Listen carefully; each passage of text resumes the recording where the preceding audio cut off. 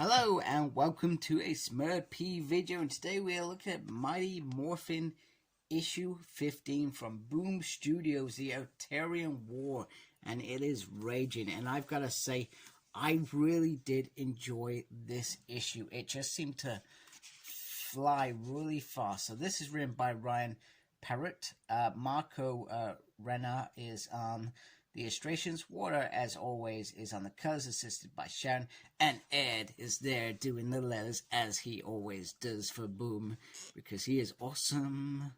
So anyway, we've now jumped back into past tense, as Ryan didn't do that in the last issue, which I thought was weird.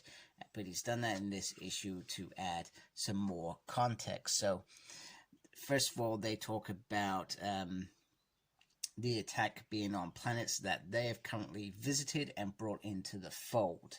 They, however, so they're talking about Rita at this point, because Rita was considered the big bad for Dark Spectre, making her play with under, I guess, Master Vial. However, these putties seem to be different to Rita's, and they soon learn that it belongs to Lord Zed. And he basically sort of says, Serenity says, you know that's not going to happen. And then he talks about a lesson on Atravius. They're like, whoa, how do you know that? Obviously, we know that Zartus already knows the truth that this is Zophron. So they go in for the thing, and pretty much it is Zed who comes out. However, they're gonna fight. So we don't see any more of that because it now jumps into the present. So I'm keen to see how that progresses, because maybe it's part of Zoran's downfall. But we feel that always it was in the show, it was facing Rita that he ends up in this time tube. Perhaps they've reconned that in the comics a little bit. So so they're getting into it, and Zoran says, Zartos tried to kill you, yet you still defend him and stuff like that, because Zed is happy with the world being destroyed, although he wants to do it himself. But you know, he talks about Zoran deeming himself innocent. He says, you're not innocent, what you did, etc. And you got exactly what you deserved. You are not a fallen hero in that tube. You deserved that. You sabotaged the Zeo crystal because you wanted to be the supreme guardian, so you murdered me. And he says that he survived and he's waited millennia. Meanwhile, on Earth, all the Zords in all their glory, this beautiful spread, fighting to protect the Earth. Now, one thing that I got from this page was the Imperials finally seem to have a little bit of a voice. They're not just Zophron's puppets. Well, they are, but they seem to have their own wills and be able to say what they want, which is around, basically what they do in their universe, they go around and they recreate it. So every goodness knows how many millenniums or something, they will come back in and they will recreate. That's what they do. That is their nature. The other Rangers finally get the Thunder Megazords into the mix, but the more important part of this story is Zordon and Zophron, or Zed, fighting against each other, and Zordon is absolutely bemused that he's saying, you think that I betrayed you? He's, you know, why would I do that? And they have a big dialogue over the next couple of pages. He said, you couldn't be more wrong. I didn't even want to join the army. I had to get my inheritance, but I believed in you. And you were everything that I wanted. So when you died, I took up this mantle in honor of you. Everything I've done is because of you, because I wanted to be you. Zed doesn't believe it. He continues to do it, call it lies, etc. And he's saying, you still can't see the truth. And the architect of all this destruction is Zardos. He's been playing us from the very beginning. And you know what? And Zed says, no, he told me, he saved me. He said, no, you're not seeing the bigger picture. He did that because he failed to kill you.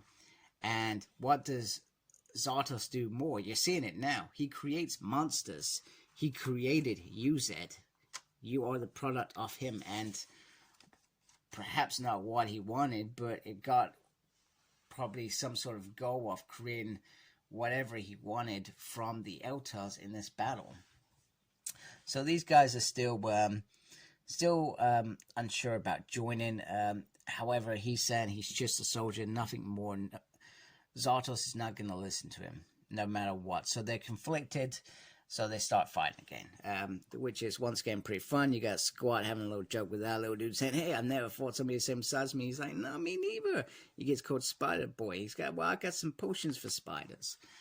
So you get the little bit of comic relief, but the biggest thing is Grace comes out swinging, and she smashes the crystals, taking away that control that Zartos had over the Imperials, releasing them. They are now free to do what is in their nature, destroy the universe, and much to Zartos' demise, and he is told that Elta will be the last planet we do, out of thanks for bringing us back, basically. So very, very cool. But yeah, definitely love this scene. This scene is brilliant. So, and then Ryan gives us something that probably not something that I really wanted, but people have always thought, hey, what if this sword joined with this sword? And pretty much that's what he gives us. Dragon Sword, Tiger Sword combined to make White Tiger Dragon Sword battle ready. We can think of something a bit more original. I don't know. Anyway, Zed and Zordon, you know, it's this is how it should have ended, us with us locked in combat, and I'm looking forward to going back to perhaps what that original fight that we saw at the beginning of the issue is in, I guess, the next issue, which, believe me, I have, and I am way behind, so I do apologize for that delay. However, he said, we got Zartos down here. Look at the two of the most powerful warriors in the galaxy, squabbling like children. This is just, this stuff happens in real life. We sometimes start off as friends. We get jealous of something, or they get jealous of something that we've done, and it ends in resentment. And okay, this is probably a bit extreme. He was led to believe that Zordon tried to kill him. So, and that built up, and that created Zed, this monstrosity, but it also gives us a new dimension of this character that we have adored for 30 odd years. I still love Zed now. I still love watching him, but this gives a different dimension to him, that he was a good guy, and it's brilliant, really brilliant. I guess the only thing that bugs me still is the fact in Power Rangers in Space he turns a human, but maybe that was a sort of reward so him and Rita could be happy. I don't know. Anyway, Zartos has, and always will do, have a backup plan. Zeo Crystal. Zeo Crystal? Not Zeo Crystal. It doesn't look like Zeo Crystal. Zeo Crystal was bigger. So I'm interested to find out what that is about. So yeah, a really great read. Really, really flowed. I really enjoyed it, and I'm looking forward to the next part. And just when I think that this story is over, it can only get bigger. The Imperial rules are free, on a free reign, and I really hope that the range, this is going to sound, I hope that the Rangers don't defeat them, because actually I would love to see more from them, if that makes sense. I want to see more from them, so I'm looking forward to how that pans out in the coming issue. So anyway, I hope you liked my video. If you do, please support my channel by subscribing. I really appreciate that. Make sure you look after yourself. Very important. And embrace geekiness. Goodbye, folks.